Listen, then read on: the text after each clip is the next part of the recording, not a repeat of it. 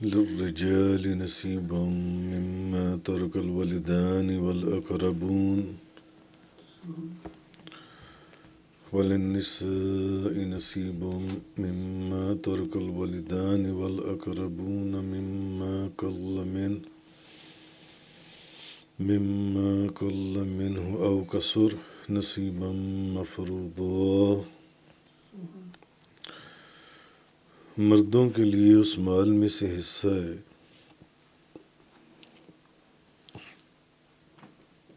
جس کو ماں باپ اور قرابت داروں نے چھوڑا ہو، اور عورتوں کے لیے بھی اس مال میں سے حصہ ہے جس کو ماں باپ اور قرابت داروں نے چھوڑا ہو، وہ مال کم ہو یا زیادہ، یہ اللہ کی طرف سے ایک مقرر کیا ہوا حصہ ہے، ایک مقرر کردہ حصہ ہے۔ زمانہ جاہلیت میں باپ اور دادے کے ترکے سے عورتیں وارث نہیں ہوتی تھیں،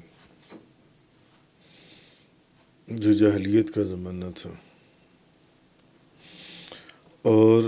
چھوٹا بچہ خواہ وہ مذکر ہو اپنے ماں باپ کے ترکے سے وارث نہیں کیا جاتا تھا۔ تو یہ جاہلیت کے زمانے کی بات ہے کہ اس زمانے میں جو ہے وہ ایک تو یہ کہ باپ دادے کے جو ترکہ تھا اس ترکے سے عورتیں وارث نہیں ہوتی تھیں، اور پھر چھوٹا بچہ وہ بھی ماں باپ کے ترکے سے فارغ کر دیا جاتا تھا کہ اس کو بھی ماں باپ کے ترکے میں سے کچھ نہیں دیا جائے گا۔ تو اکرمہ بیان کرتی ہیں کہ ایک عورت کا خامد فوت ہو گیا، تو اس نے رسول کریم صلی اللہ علیہ وسلم سے کہا، یا رسول اللہ، میرا خامد فوت ہو گیا اور اس نے مجھے اور ایک بیٹی کو چھوڑا ہے، اور وہ ہمیں جو ہے وارث نہیں بنا رہا، ہمیں اس کے اندر وارث نہیں بنایا جا رہا۔ جس بیٹی کو اور جس بیوی کو چھوڑا ہے اس کو اس کے مال میں، ترکے میں، وراثت میں اس کو وارث نہیں بنایا جا رہا۔ اب جو اس بچی کا چچا تھا اس نے کہا، یا رسول اللہ، یہ جو عورتیں ہیں نہ تو یہ گھوڑے پر سوار ہو سکتی ہیں، نہ گھاس کا گٹھا اٹھا کر لے کر آ سکتی ہیں، نہ یہ دشمن کا جنگ میں مقابلہ کر سکتی ہیں، نہ یہ کما کر لا سکتی ہیں۔ یعنی اس نے کہا کہ نہ تو یہ کوئی کام کاج کر سکتی ہیں، نہ جنگ میں جا سکتی ہیں، نہ کوئی کما کے لا سکتی ہیں،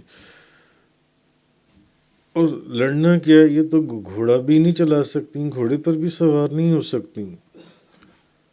تو اس وقت یہ آیت نازل ہوئی کہ مردوں کے لیے اس مال میں سے حصہ ہے جس کو ماں باپ اور قرابت داروں نے چھوڑا ہو، اور عورتوں کے لیے بھی اس مال میں سے حصہ ہے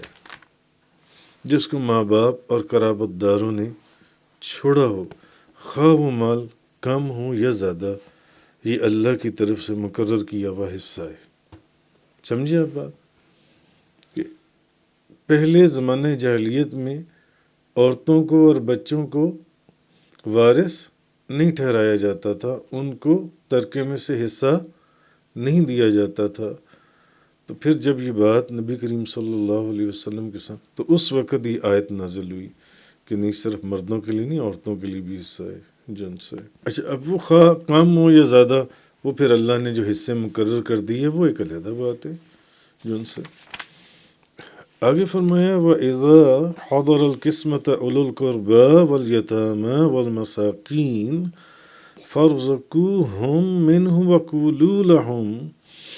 قَوْلًا مَّعْرُوفًا۔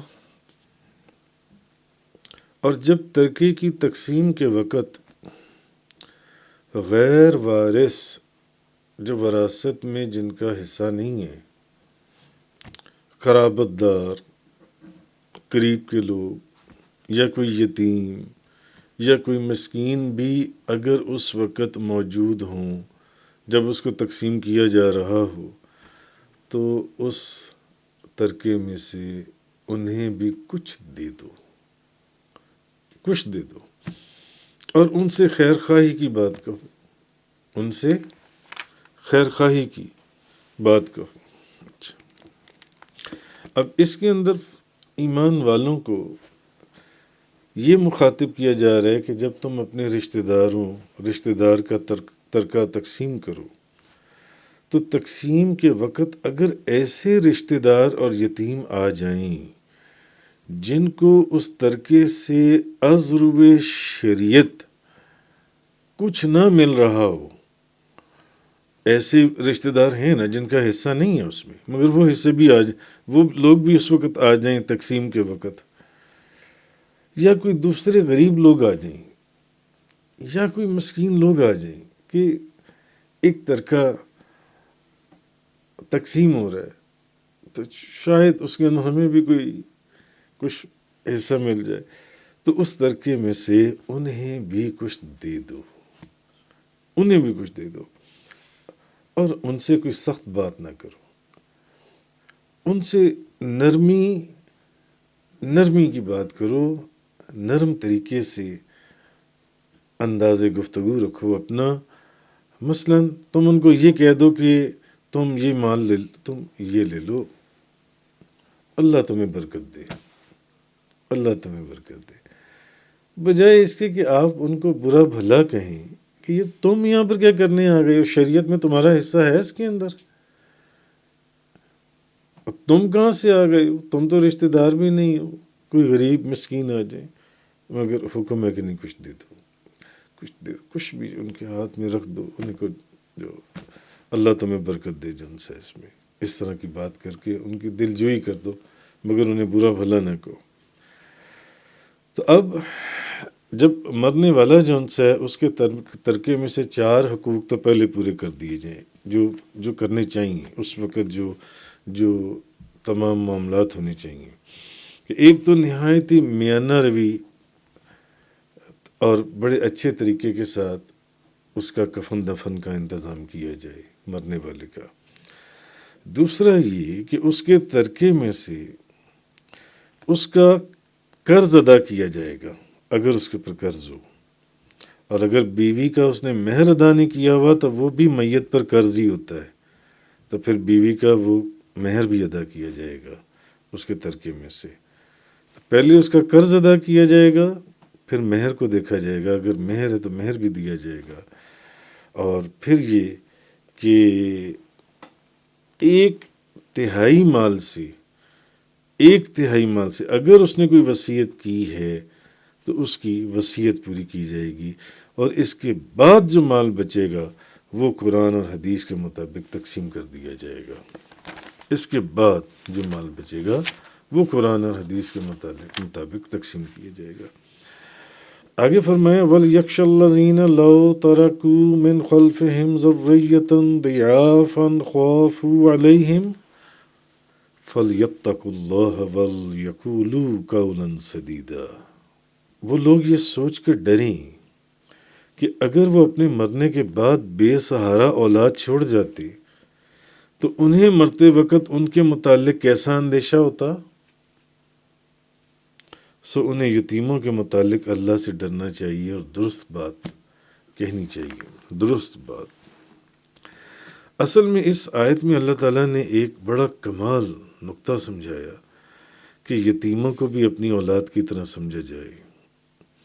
جو یتیم ہے اس کو بھی اپنی اولاد کی طرح سمجھا جائے۔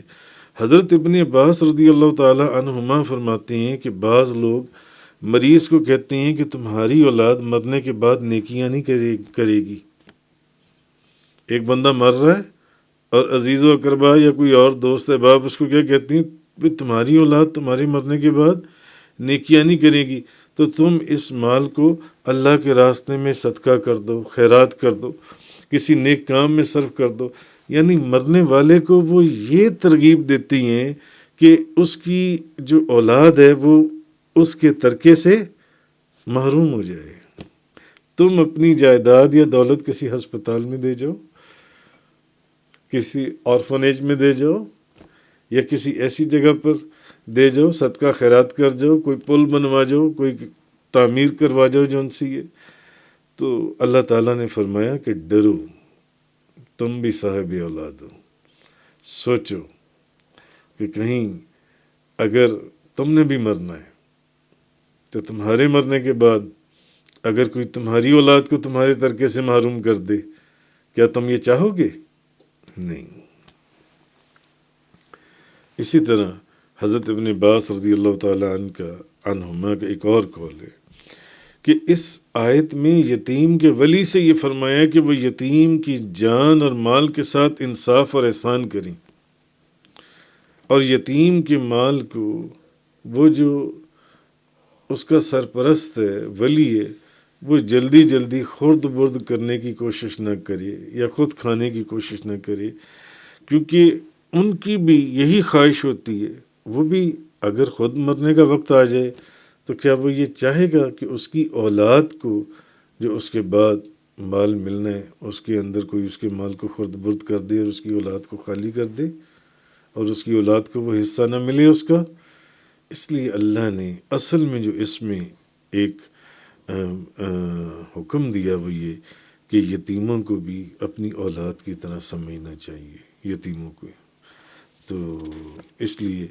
لوگ وہ اپنے انجام سے ڈریں، کیونکہ ان کے اوپر بھی مرنے کا وقت آنا ہے،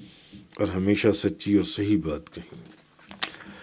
آگے فرمایا ان الذین یأکلون اموال الیتامی ظلما انما یأکلون فی بطونہم نارا وسیصلون سعیرا. بے شک جو لوگ ناجائز طریقے سے یتیموں کا مال کھاتی ہیں وہ اپنے پیٹ میں صرف آگ بھر رہی ہیں. جو لوگ ناجائز طریقے سے کسی یتیم کا مال کھاتے ہیں، اللہ پاک نے کیا فرمایا؟ وہ اپنے پیٹ میں آگ بھر رہی ہیں، آگ. وَسَيَصْلَوْنَ سَعِيرًا، اور وہ عنقریب بھڑکتی ہوئی آگ میں داخل ہوں گے. عنقریب ان کو بھڑکتی ہوئی آگ میں ڈالا جائے گا جو لوگ کسی یتیم کا مال کھاتے ہیں. اب اس میں فرمایا گیا کہ اس آیت میں اللہ تعالیٰ نے کہ ظلم کے ساتھ کسی یتیم کا مال نہ کھاؤ، ظلم کے ساتھ. اور پہلے پیچھے بھی ہم بے شمار قرآن پاک کی آیات یتیم کے متعلق پڑھائی ہیں جس میں یتیموں کے حقوق کا ذکر کیا گیا تھا کہ مثلاً اپنے کھوٹے مال کو ان کے اچھے مال سے تبدیل نہ کرو. پیچھے ابھی اس کی تفسیر گزری تھی کہ اپنے اچھے مال کو اپنے برے مال کو یا ہلکے مال کو ان کے مہنگے والے مال سے، ان کے اچھے والے مال سے کہیں تبدیل نہ کر دو کہ وہ یتیم ہیں، ابھی نہ سمجھیں، ابھی بالغ نہیں ہوئے، تو ایسا نہ کرو. اچھا، پھر یہ فرمایا گیا کہ ان کے مال کو اپنے مال کے ساتھ ملا کر نہ کھاؤ کہ بے شک یہ بہت بڑا گناہ ہے. پھر فرمایا گیا کہ یتیموں کے بڑے ہو جانے کے خوف سے ان کے مال کو بے دریغ خرچ نہ کرو، بہت زیادہ خرچ نہ کرو. اور اب یہ فرمایا گیا کہ یتیم کے ولی یہ سوچ کر ڈریں کہ اگر وہ اپنے مرنے کے بعد اپنی اولاد چھوڑتے تو جو وہ دوسرے کی اولاد کے لیے سوچتے تھے، اگر کوئی ان کی اولاد کے ساتھ ویسا کر جائے تو وقت تو یہ بھی آنا ہے تمہارے پر بھی مرنے کا، اس لیے کسی کے متعلق ایسا نہ سوچو. حضرت ابو سعید خدری بیان کرتے ہیں کہ نبی پاک صلی اللہ علیہ وسلم نے معراج شریف کے واقعات بیان کرتے ہوئے فرمایا کہ میں نے دیکھا کچھ لوگوں کے ہونٹ اونٹ کے ہونٹوں کی طرح ہیں. معراج شریف پر جب نبی پاک صلی اللہ علیہ وسلم گئے تو حضور نے فرمایا میں نے دیکھا کچھ لوگوں کے ہونٹ اونٹ کے ہونٹوں کی طرح ہیں، اور ان کو ایسے لوگوں کے سپرد کیا گیا ہے جو ان کے ہونٹوں کو پکڑ لیں اور پھر ان کے منہ میں آگ سے بنے ہوئے پتھر ڈال رہی ہیں جو ان کے دھڑ کے نچلے حصے سے نکل رہی ہیں. میں نے کہا جبریل یہ کون لوگ ہیں؟ تو انہوں نے کہا یہ وہ لوگ ہیں جو ظلم کے ساتھ یتیموں کا مال کھایا کرتے تھے اور وہ در حقیقت اپنے پیٹوں میں آگ کھا رہی تھی۔ ایک اور روایت میں ہے کہ جو شخص یتیم کا مال ظلم کے ساتھ کھائے، جب وہ قیامت کے دن اٹھایا جائے گا تو اس کے منہ، اس کے کانوں، اس کی ناک اور اس کی آنکھوں سے آگ کے شعلے نکل رہے ہوں گے، اور اسے دور سے دیکھ کر ہی لوگ پہچان لیں گے کہ یہ یتیم کا مال کھانے والا ہے۔ یعنی یتیم کا مال کھانے والے کی نشانی یہ ہوگی کہ اس کے منہ، کان، ناک اور آنکھوں سے آگ نکل رہی ہوگی۔ اور ایک حدیث میں حضرت ابو ہریرہ رضی اللہ تعالی عنہ آپ بیان کرتے ہیں کہ رسول اللہ صلی اللہ علیہ وسلم نے فرمایا کہ اللہ پر حق ہے کہ وہ 4 لوگوں کو جنت میں داخل نہ کرے۔ کتنے لوگوں کو؟ 4 لوگوں کو جنت میں داخل نہ کرے، اور نہ ان کو جنت کی نعمتیں چکھنے دے۔ ایک عادی شرابی، دوسرا سود کھانے والا جو بندہ سود لیتا ہے، تیسرا یتیم کا مال زیادتی کے ساتھ ناحق کھانے والا، اور چوتھا ماں باپ کا نافرمان۔ یہ 4 بندے وہ ہیں جن کو نبی پاک صلی اللہ علیہ وسلم نے فرمایا کہ اللہ پر یہ حق ہے کہ وہ 4 آدمیوں کے جنت میں داخل نہ کرے اور نہ ان کو جنت کی نعمتیں چکھائے۔ تو اس لیے اس آیت میں یہ فرمایا ان الذین یأکلون اموال الیتامی ظلما انما یأکلون فی بطونہم نارا وسیصلون سعیرا۔ بے شک جو لوگ ناجائز طریقے سے یتیموں کا مال کھاتی ہیں وہ اپنے پیٹوں میں صرف آگ بھر رہی ہیں، اور ان قریب وہ بھڑکتی ہوئی آگ میں ڈالے جائیں گے۔ صدق اللہ تعالی۔ تفسیر قرآن کا یہ لیکچر انگلش میں سننے کے لیے براہ کرم ڈسکرپشن میں موجود